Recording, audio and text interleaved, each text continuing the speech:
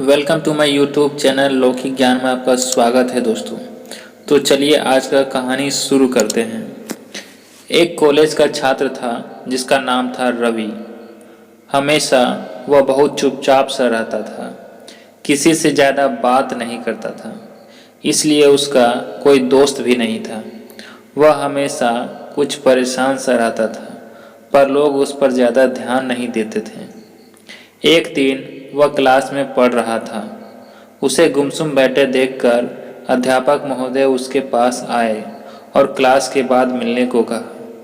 Class खत्म होते ही रवि अध्यापक महोदय के कमरे में पहुंचा।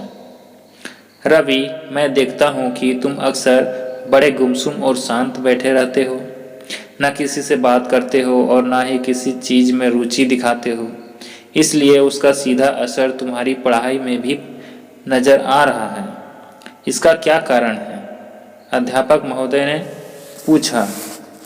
रवि बोला, मेरा भूतकाल का जीवन बहुत ही खराब रहा है।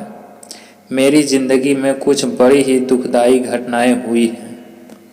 मैं उन्हीं के बारे में सोचकर परेशान रहता हूँ और किसी चीज़ में ध्यान केंद्रित नहीं कर पाता हूँ। अध्यापक महोदय ने ध्यान से रवि की बातें सुनी और मन ही मन उसे फिर से सही रास्ते पर लाने का विचार करके रविवार को घर पे बुलाया।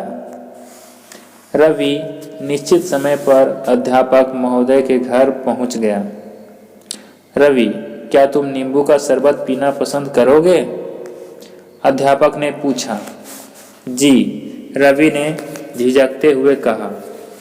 अध्यापक महोदय ने नींबू शरबत बनाते वक्त जानबूझकर नमक अधिक डाल दिया और चीनी की मात्रा कम ही रखी। शरबत का एक घूंट पीते ही रवि ने अजीब सा मुंह बना लिया। अध्यापक महोदय ने पूछा, क्या हुआ, तुम्हें ये पसंद नहीं आया क्या? जी, वो इसमें नमक थोड़ा अधिक पड़ गया है। रवि अपनी बात कह ही रहा था कि अध्यापक महोदय ने उसे बीच में ही रोकते हुए कहा, ओफो, कोई बात नहीं, मैं इसे फेंक देता हूँ, अब ये किसी काम का नहीं रहा। ऐसा कहकर अध्यापक महोदय गिलास उठा ही रहे थे कि रवि ने उन्हें रोकते हुए कहा, नमक थोड़ा सा अधिक हो गया है तो क्या हुआ?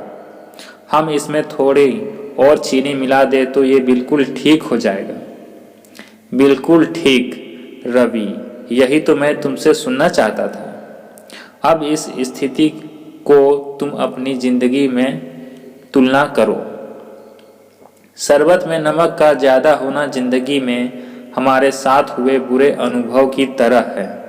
और अब इस बात को समझो, शरबत का स्वाद ठीक करने के लिए हम उसमें से नमक नहीं निकाल सकते।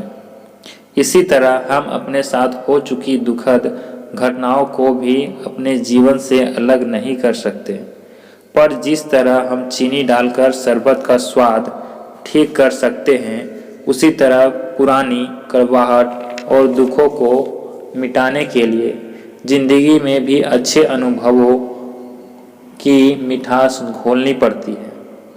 यदि तुम अपने अतीत का ही रोना रोते रहोगे तो ना तुम्हारा वर्तमान सही होगा और ना ही भविष्य उज्जवल हो पाएगा।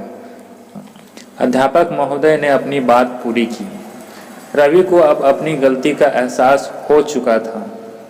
उसने मन ही मन एक बार फिर अपने जीवन को सही दिशा देने का प्रण लिया। धन्यवाद दोस्तों।